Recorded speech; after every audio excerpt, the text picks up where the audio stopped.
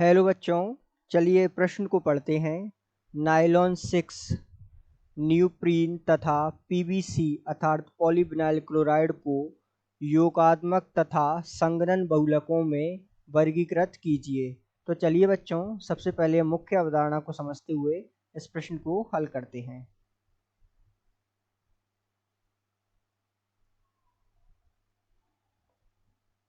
तो मुख्य अवधारणा के रूप में सबसे पहले वर्गीकरण से पहले हमें योगात्मक तथा संघनन बहुलक को समझना होगा। तो आइए हम योगात्मक बहुलक तथा संघनन बहुलक को समझते हैं।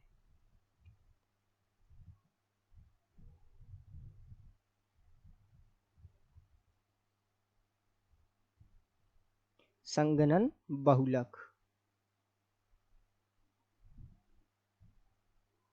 और योगात्मक बहुलक।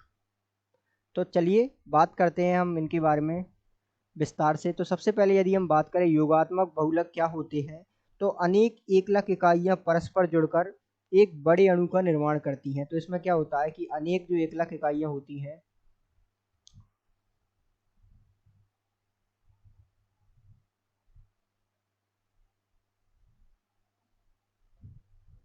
ये जो है अनेक एकलक इकाइयां मिलकर एक बड़े अणु का निर्माण करती हैं।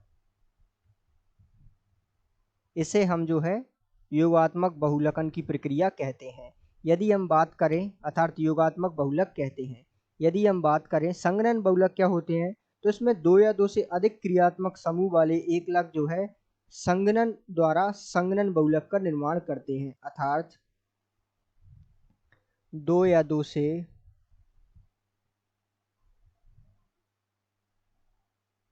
अधिक,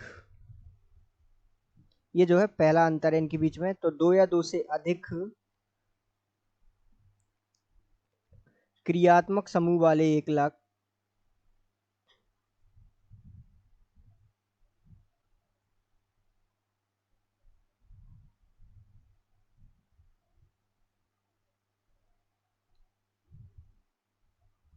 मिलकर जो है संघनन द्वारा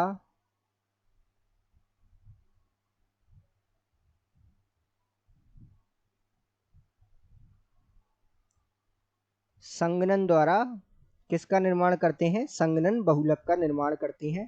तो इसे जो है हम संघनन बहुलक कहते हैं। यदि हम इन्हें आगे और विस्तार से समझें तो आइए हम समझ लेते हैं। अर्थात यहाँ लिख लेते हैं हम योगात्मक बहुलक, और इसी प्रकार यहाँ जो है संघनन बहुलक।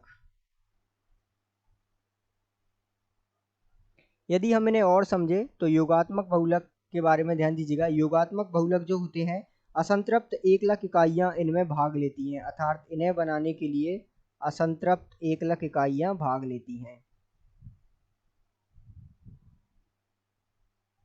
और इसी प्रकार यदि हम संघनन बहुलक की बात करें तो इन्हें जो है बनाने के लिए छोटे अणु भाग लेते हैं। ठीक है।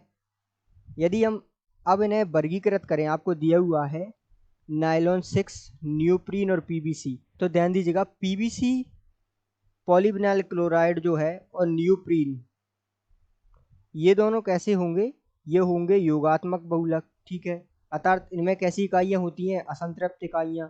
और यदि हम बात करें संघनन बहुलक, तो दो या दो से अधिक क्रियात्मक समूह वाले एकलक जो होते हैं वो संघनन बहुलक के अंतर्गत आते हैं। अर्थात नायलॉन 6 जो है संघनन बहुलक के अंतर्गत आएगा। तो इस प्रकार जो है आप इनको वर्गीकृत कर सकते हैं तथा परिभाषा और उदाहरण के अनुसार इन्हें समझ सकते हैं। तो इस प्रकार हमने इनका वर्गीकरण कर लिया और जो है इनको समझ लिया। आशा करते हैं आपको समझ आया होगा। धन्यवाद।